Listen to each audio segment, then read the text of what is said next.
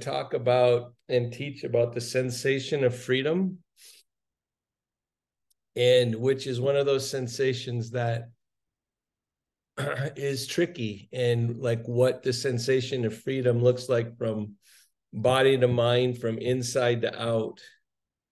And that's in some ways one way to describe the core of what Mind Body Solutions does, or we try to do, is to show people living with trauma, loss, and disability that there's a sensation, not a calming of the mind. There's another level of sensation available in the mind-body relationship that is, one way to describe would be, is free. It's lighter. It's full. It's whole. And what's important is that that type of sensation, what I wanted to try to get across today, is not just a psychological insight. It's not just a mental insight. It's not just something you tell yourself over and over because it's true. It's actually something that can be felt from the quiet into the happening.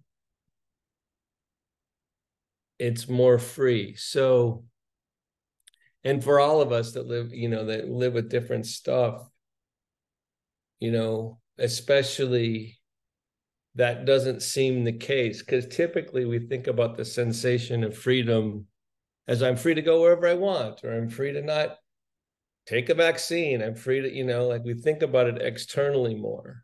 And I don't know about all of you, but I've spent enough time in the hospital where one of the things I've wanted to point out to people is that the sensation, because there's a place that you don't really have any control, really. You sit there and wait for things to get better. And if your mind tries to have the sensation of freedom, it's going to look externally, right? And if you're constricted, then it's a problem. But if you can figure out what it feels like in your mind-body relationship, and then bring it from inside to out, from body to mind, then you've got something different. So put a period on that. So I'm trying to go really fast.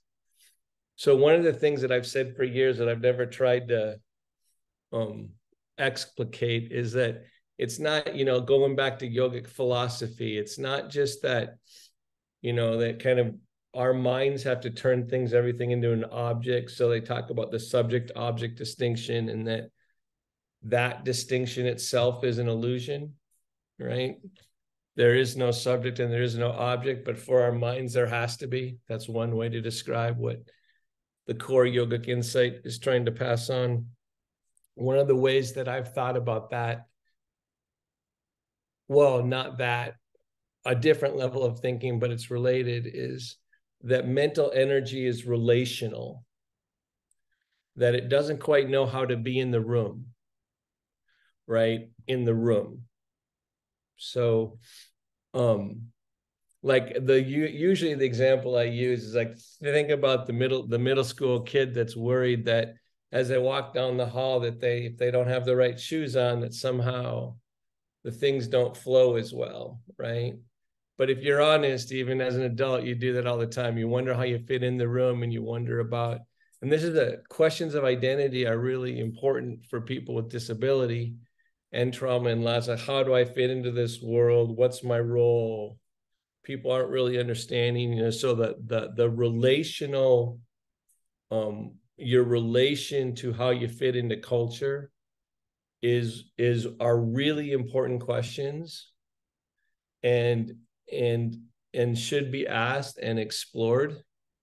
And maybe by the end of it, they bring the sensation of freedom. But part of what I want to put forward is, simultaneously, as you're trying to figure out how you fit in the world, like my son right now has got his first job and trying to figure out work-life balance and trying to see if he's ready for a relationship, all these things. He's trying to figure out his relationship to his own life, right? So if we're honest, we're always doing that. But part of what I want to try to get across in this class is that relational energy isn't the only place. Knowing how you fit in the room isn't the only place where the sensation of freedom comes from, right? And so in the mind-body relationship, when you start to realize that you are connected to the part of you or the energy in you that precedes everything else, and that energy, and this is what gives me faith about living, that energy,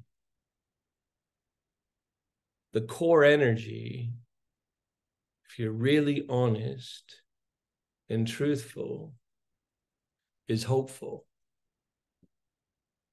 So sit up straight and tall.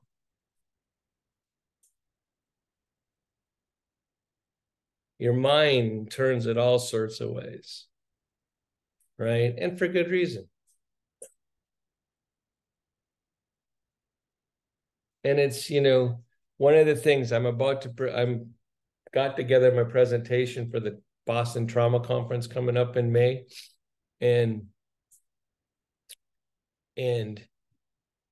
so much of the time they use somatic approaches to trauma. They're going from mind to body to try to reconnect the mind-body relationship, because trauma affects the mind-body connections and often leads to a mind-body disconnection, right? I don't know about you, but the rate of which our culture is changing and all the tumult out there and, quite frankly, craziness, is getting us disconnected from our bodies, right? That's why there's so much fear, right?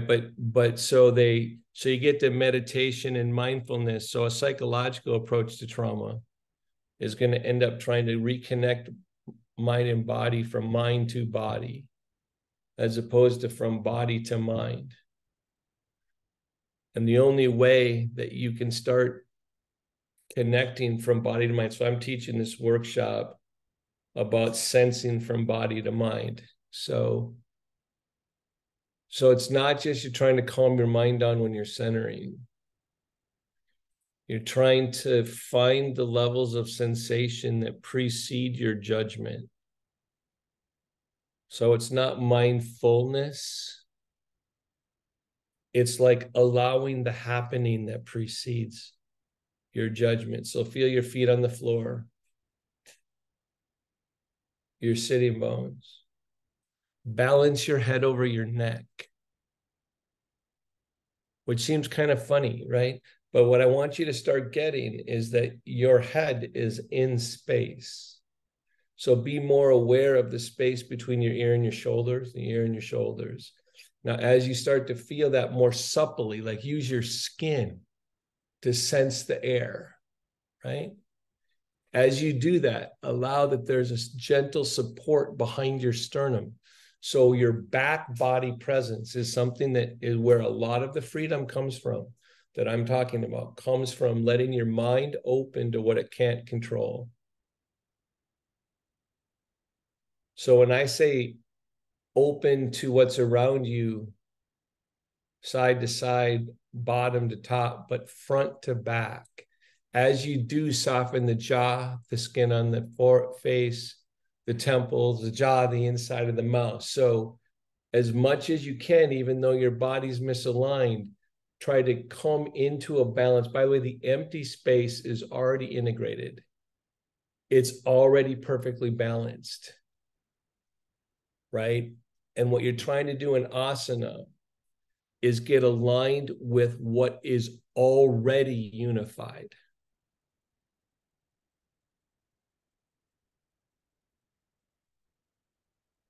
Notice your inhalation. Let there be a gentle pause on the top of inhalation. Let it wash out. There's a pause on the bottom. Inhale again.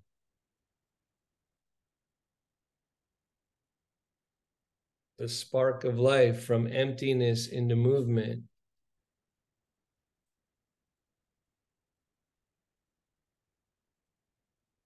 does not mean that the inhalation is better than the emptiness, by the way, because you're both.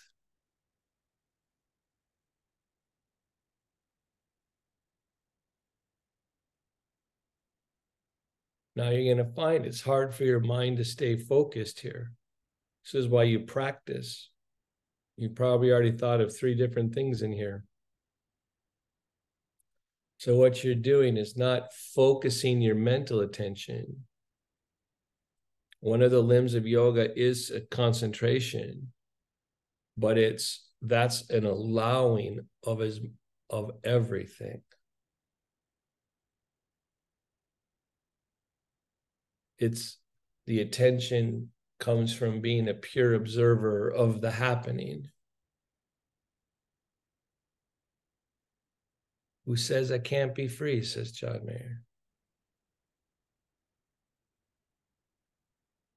Actually, he says, who says I can't be stoned? And then he says, who says I can't be free?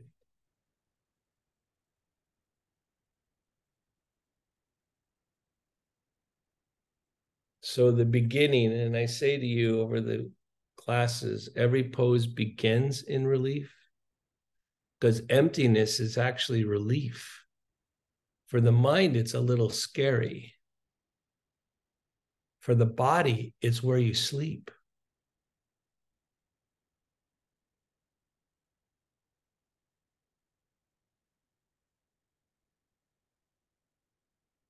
So pay more attention to the inhalation and how the expansion.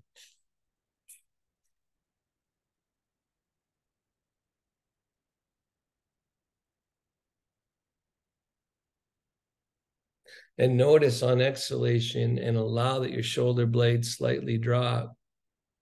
But notice when that happens, your sternum lifts just slightly. This is why I tell you sometimes to exhale from the back ribs. So on this next couple of breaths, allow that you have a gentle nudge on the inner edge, bottom inner edge of each shoulder blade, pushing your exhalation forward. So there's an expansion on inhalation. And then you exhale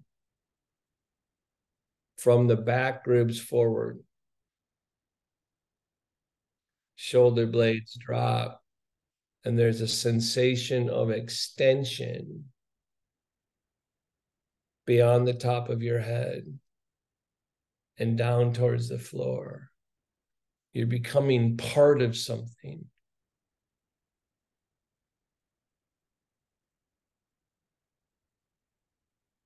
So again, on this next inhalation, when you exhale from the back ribs, the abdomen goes slightly back when you do that. Shoulder blades go down, your spine slightly extends, but allow that extension continues off into the empty space that surrounds you.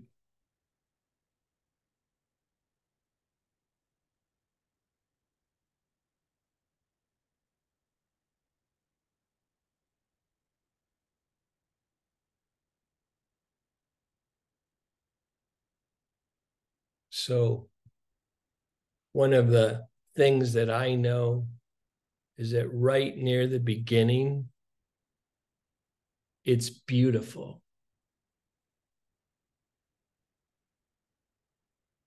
I hope you get there.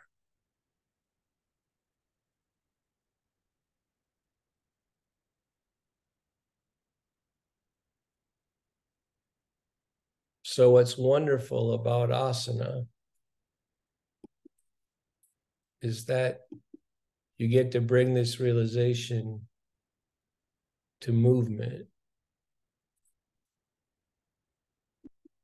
All right, open your eyes. So come forward, and if you got a table in front of you, if not onto your thighs, create like a tripod. So I'll do it on my thighs this time. You can do it with your elbows on the table too. But I'm going to create a tripod. So this feeling, whatever you got to on that last beginning section, right? I'm changing the base now. See, one of the tricks about realizing the core heart of all the asanas, is that at this really deep level, nothing ever changes. Nothing really changes except where your body is in space. Doesn't that sound ridiculous? But it's true. So I'm coming forward and I've got my forearms on my lap. And I'm remembering where I just wasn't centering. Now, the trick here is to stay patient. Some of you I can see are getting impatient, right? And there's good reason for being impatient. Your mind's not used to sitting in what it is, what's underneath it, right? So I'm finding my forearms on my legs, my shoulder blades down. I'm going to gently lift my chest. So as I start to lift my chest, I start the very beginning of a back bend, which is a very vitalizing pose.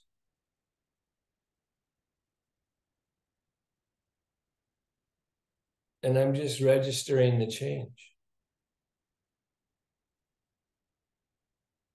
When I add the very beginning hint of a grounded back bend, the whole universe changes. Who says I can't be free? Good, and then release. So those of you that are on don't have a table, I'm not going to go to the table. You can do the same thing I just did, but you can also put it, your hands in prayer. So now I've got a different tripod, right? And I know that every pose is the same, except that it's different.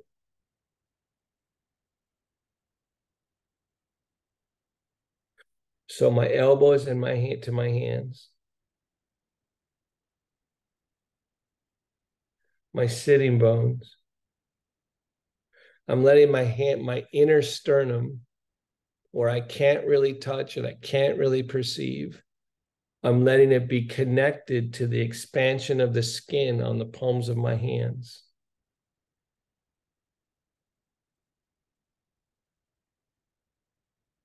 I'm dropping the skin on my back body down as my sternum is lifting. I've started the back bend again. Don't overdo the back bend. Don't let your mind rush you.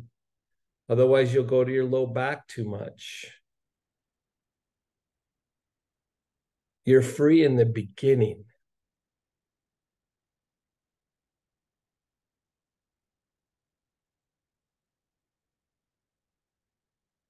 Now, with all this awareness, there's a good chance you tense the inside of your mouth. I know I did. And I've been doing this a long time. I'm trying to feel everything, so my mind starts to squeeze things. Soften the inside of your mouth and let your inner ears connect. Lift your sternum, feel your sitting bones, feel the skin on your palms. Let the center of your chest and your palms be more unified. Feel your sitting bones and feel your feet. You are always whole. Breathe.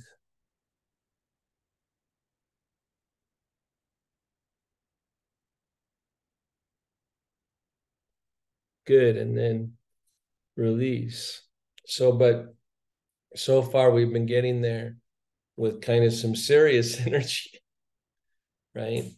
So I was actually got lucky enough to have lunch with Kevin Kling, and we were talking about the sensation of melancholy, right? And usually it's a little bit wistful and sad, but isn't it like deliciously grounding too? Kind of like what you feel after a big cry, right? That in fact, melancholy is a sensation that has lightness in it. It's just got a touch of sadness. So the doorway, it's got a little bit of touch of sadness, but the sensation itself is levitating. Now, if it becomes melodrama, then you got a problem, right? But so move around a little bit, because in all this serious focus we just did, guess what? It's light. right? All that stuff I was just saying, it's like, the thing is, you got to remember that yoga is like infinite, right? So it's got all the sensations in it all the time. So as I'm taking my arm over my head, I'm feeling my intercostal muscles of my ribs stretch. By the way, did I tell you that your intercostal muscles, of course I have, are freaking magical? That you should pay way more attention to your intercostal muscles. You know why? Because they're the connective tissue. Your fingers of your spine, your ribs, are trying to hug your breath. They're trying to caress your breath, right? And the way that you get movement there is through the intercostal muscles of your ribs. So you have water and bone, tissue and bone, waiting to get more supple. So your intercostal muscles need to expand and open, not with will and force, but with sensation. And it turns out one of the best ways to let yourself have more subtle sensation is become more aware of your skin, right?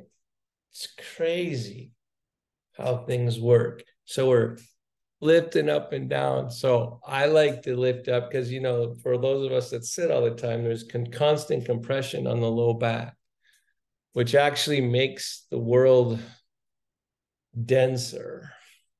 You've got sitting's the new smoking because we're compressing our low backs. And when we compress our low backs, right, the world gets heavier and our joints wear out more. And we get more joint replacements as we age because we've been literally missing the lightening effect of melancholy, right?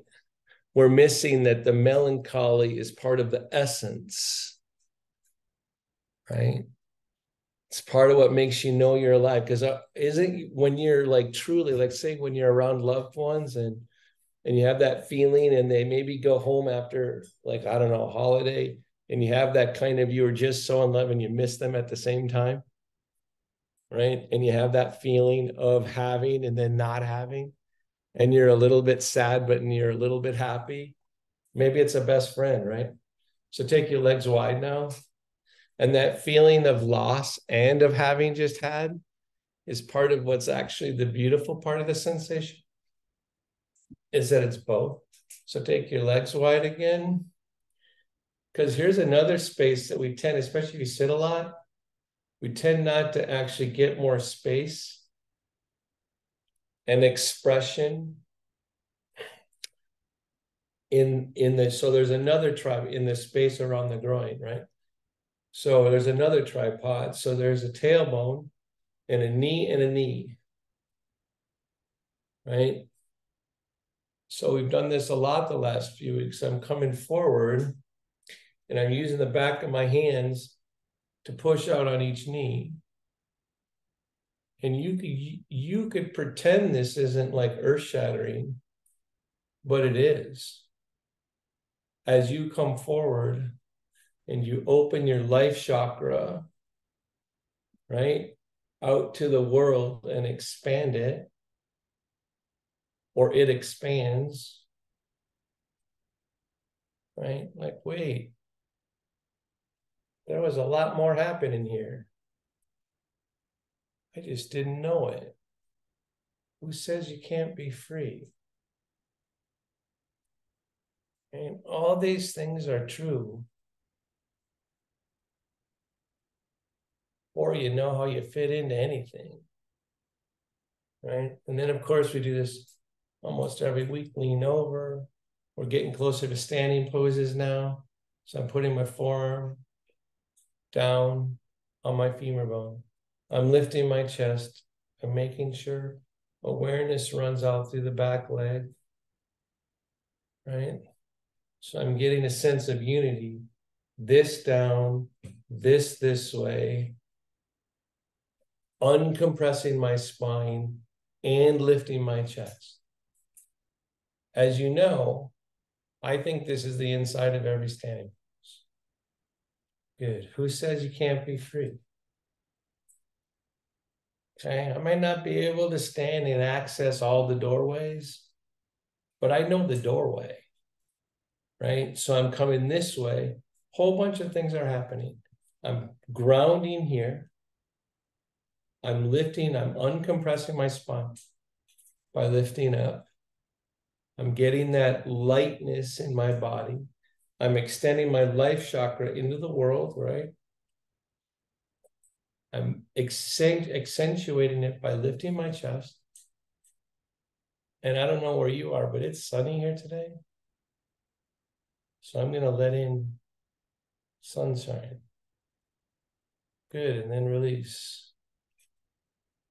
And then over.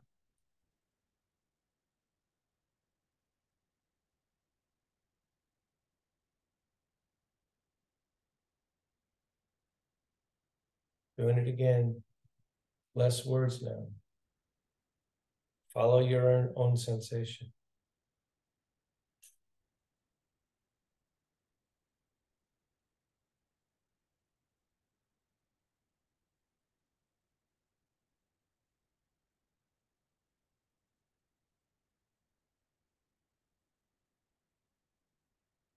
Then legs back together.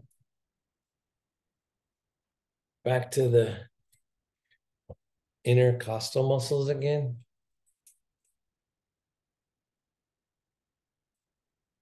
Like, I know it sounds goofy, but really let the spaces in your rib cage open like a lion claw, right? Or a cat letting out its claws. Let this space open, right? So first I'm gonna let my arm be bent because that opens the most, right? I let my arm go over my head. I'm gonna keep that opening and straighten my arm into focus. And then go back to letting it be more open. Now I'm gonna try to have both. Good, and then release. Truth is, you can do both. It's just that your mind can't. Your body can, right? Your body can, right? Your brain can, but not your mind. And so I'm letting that be more open, getting that, and then I'm gonna snap it into a little focus, but try to keep the opening. Good, and then the first time I can tell I didn't do it as well. So I'm gonna go back to the open feeling and try to like go into my past and take a sensation from my past, the open feeling, and bring it into the present when you go to straighten the arm, right? And then keep them both simultaneously in a way that makes me feel more full in the present, right? I take time there because I'm telling you a secret. You're free, right? So now I'm going to keep the opening. Now, if I use the fact that I have a past, not all past things need to be hard. Snap it into focus. Keep both sensations. Good, and then release. So then, because I know a whole bunch of things about yoga, so I'm leaning over onto a chair over here so I don't fall over, right? But so I can tell you, because I know that, remember, in every yoga pose, the same thing, ultimate energy is, you're aiming for the same energy, but you don't aim for it because it's already there, right? You're trying to find the same energy or allow the same energy. It's just the body position is different. So especially on this side, in my body, when I just did it, I know the principle of asana, that everything, in order to expand in the universe with freedom, right, I need to move toward my own midline. Right now, in a way, trying to figure out identity and how you fit in the world is going towards your own midline. It's just a relational way of doing it, right? So when I go, and it's a necessary way of doing it, it's a both and thing. So I'm going to go over this way. right? And so what I realized here is when I opened here, and I got my intercostal muscles more open because they're like that lion claw, because I know I'm opening my spine to the sunlight when I do that, right? Now I got all caught up when I went to straighten my arm, trying to keep the sensation from the past, straighten my arm to find the midline. You know what I did? I let my bottom shoulder blade roll out because my mind got caught up in the drama over here. Okay, so this time, because I'm a yogi that's practiced everything 10,000 times, right? I'm going to do a little bit more. I'm going to go get it open, keep that sensation of openness, keep it with me, straighten my arm, and tuck my bottom shoulder blade. Tuck my bottom shoulder. Oh my God, my intercostal muscles open more. What the hell, Chuck? Good, and then come on back. You mean it's the same thing happening in every pose? Yes. And I don't know about you. I mean, I've got a severed spinal cord, but as soon as I add the bottom shoulder blade tucking, I feel my legs more. Right? What the hell? Over midline. Tuck the bottom shoulder blade. What? I'm more contained and I'm more unified at the same time. Good. And then come on back. So I don't know about you, but tucking the bottom shoulder blade makes me feel more contained,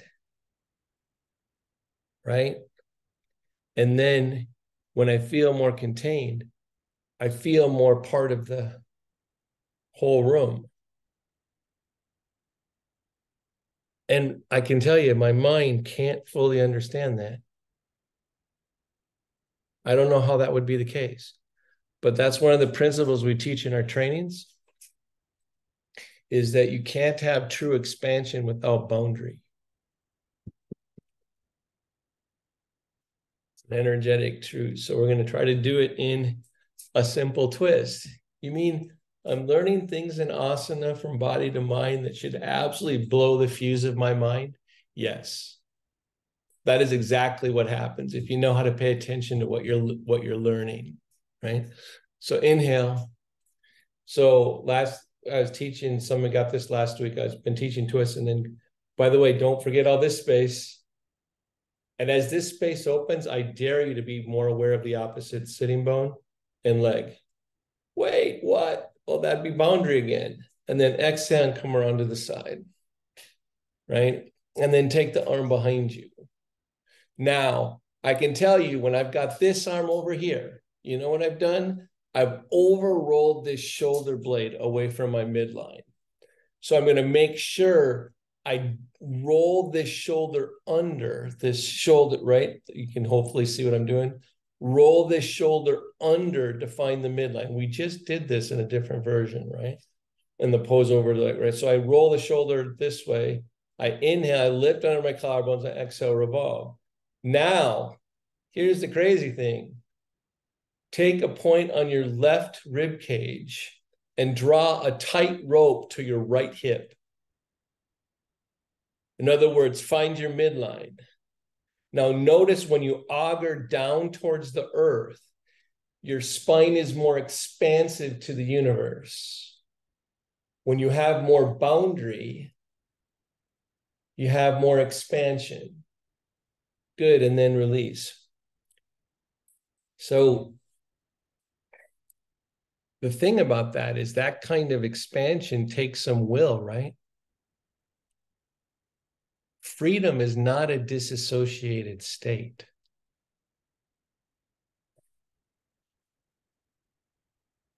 It's an earned state. Inhale up. Exhale. Revolve. Now remember here, there's a good chance that you've lost. So here, It's not as important for me to tuck my shoulders, because of my scoliosis, but once you inhale, lift in the collarbones, exhale, revolve, and then tuck the left shoulder blade under. But now this is where it's really important for me. I need to take this part of my intercostal muscle, my ribs, and draw a line to the back hip. So I reinvigorate my own midline. And then once I do that, I can lift under my collarbones differently. Inhale, lift up, exhale, revolve. Now notice when you inhale, you're going to feel the sky more. When you exhale, you're going to find the earth. You need the earth in a twist, not the sky. Good. And then come on back to center. What kind of crap is he saying? You need the earth, the earth in a twist? What the hell? So people that over twist and become violent are thinking that their will can touch the sky. It's kind of like what happened to Jimi Hendrix when he took too much acid and then tried to play his guitar. He did kiss the sky, except he lost his body when he did it. Right? And if you're not a Jimi Hendrix fan, you probably need to be. Just so you know. Right? So come forward, a version of dog pose. We want to get more space in the low back again, because again, I mean, I do think that, people that market certain health ideas need to think again, I'm still offended, 15 years later from them saying that sitting's the new smoking, because I sit a lot, right? So I don't really want to think I'm smoking all the time. Except I get what they're trying to say. I wish it said some more stuff. Compression in your low back is probably not going to make you be a happy camper. Right? So you're coming forward on your sitting bones and you're trying to make space in your low back. But how to do that, you don't just make space in your low back. You find your sitting bones in your feet and you lift your chest. So when you're trying to work on a particular place in a yoga pose, most likely you work around it. Right? You work around the place that you're aiming for because the unity was already there. You just don't know how to access it. Who says you can't be free? Stop driving at your object that you want to get. Take in what's around it. So I'm forward. I'm lifting my chest. I'm forward. I'm going to look down now. Hit down through my sitting bones, stretch through the top of my head. Trying to get space in my low back. Good. And then release. Again, I want to remember lightness, because the thing about, for me at least, I don't know about you, but when I start to realize the profundity that I'm learning in asana about everything else, I tend to get too serious. I tend to get, what the heck? How do I make that be true? Well, you don't get to make it be true. Right? So we're going to do a little back bending now too. So just because I'm trying to break so for me, what I've been saying is pretty intense. Right? Up and over the back of the chin. Broaden across the collarbone. Make sure your midline is still touching the earth. Right? So I put my hands in order to get it more grounded. So the thing about back bending in the seated position is that you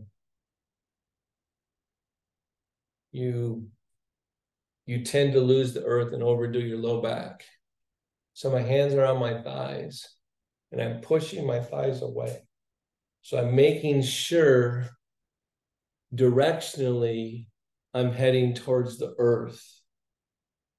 As I'm heading towards the earth and pushing my top of my femur bones this way, I'm trying to allow that there's space being made in my hip flexors, right? So this becomes so I'm not just doing this part of it.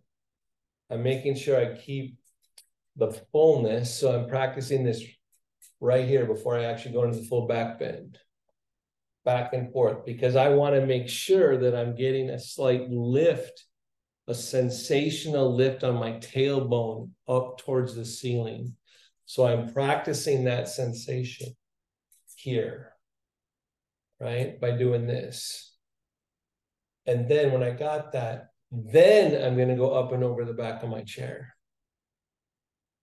Because I was whole the whole time. My mind just tried to go too fast.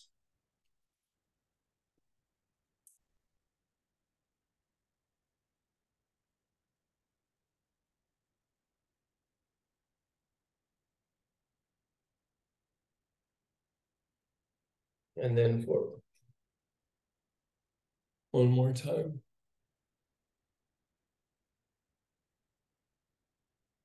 I'm grounding here because that was pretty intense for me.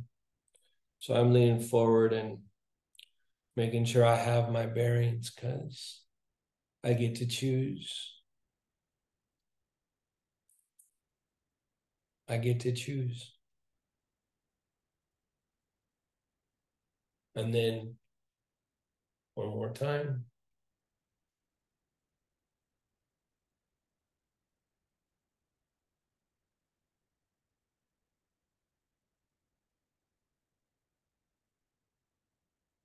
And then come back. So the thing about Shavasana is that, and I've said this to you a lot of times, and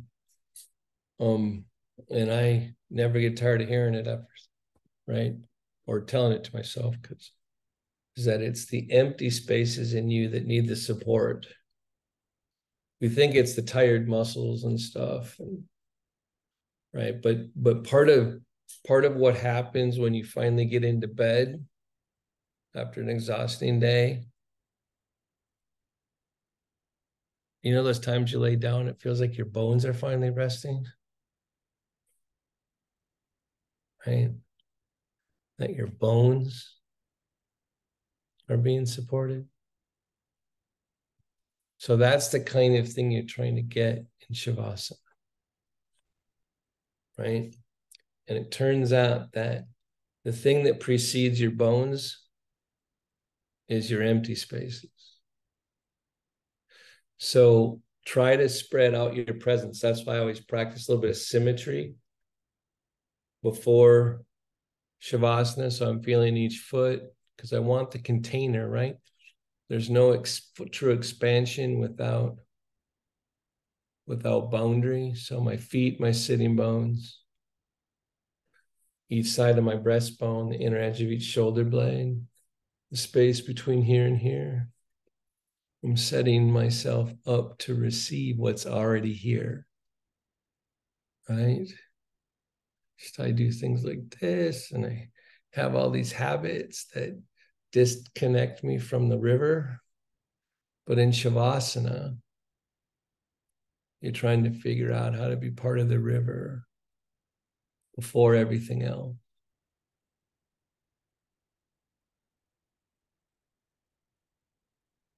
Has nothing to do with anything relational,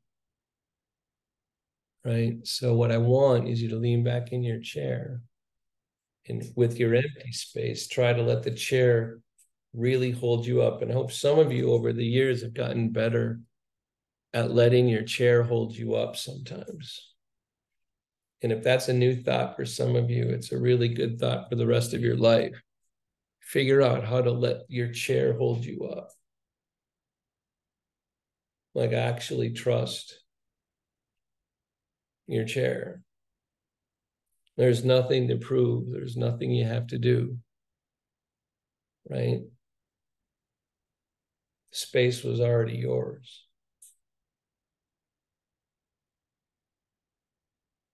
Who says I can't be free?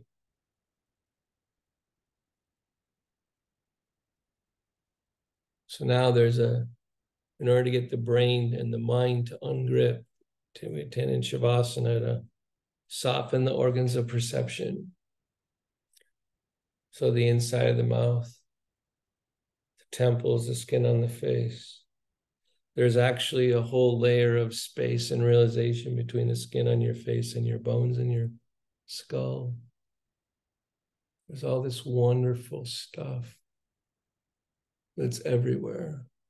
And that space on your face is the same as the space right here on the side between your shoulder and your, which is the same space that's in the center of your chest and in your hips and in your joints, your knees and your ankles. The empty space is already unified. So you're trying to let the world hold that up for you. Close your eyes if you haven't.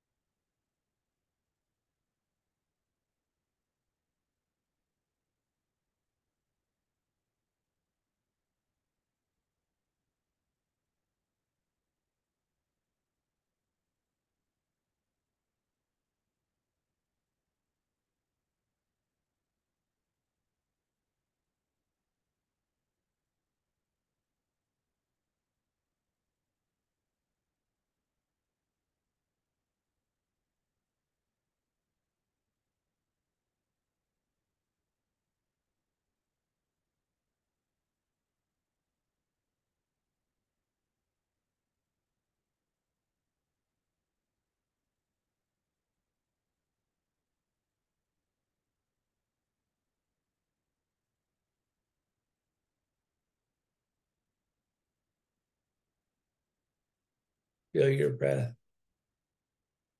Don't change it.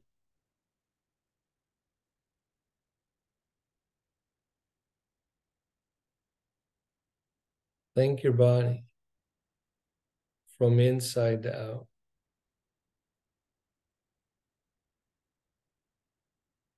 Thank it again. It's already solved the problem of living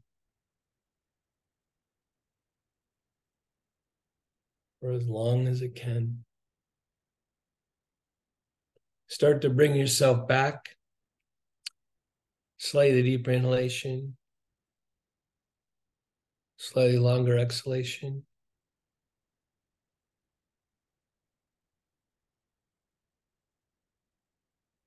When you're ready, open your eyes. And if it's too bright, you get to close them again. And then choose. But it's worth having your eyes open. So open your eyes again.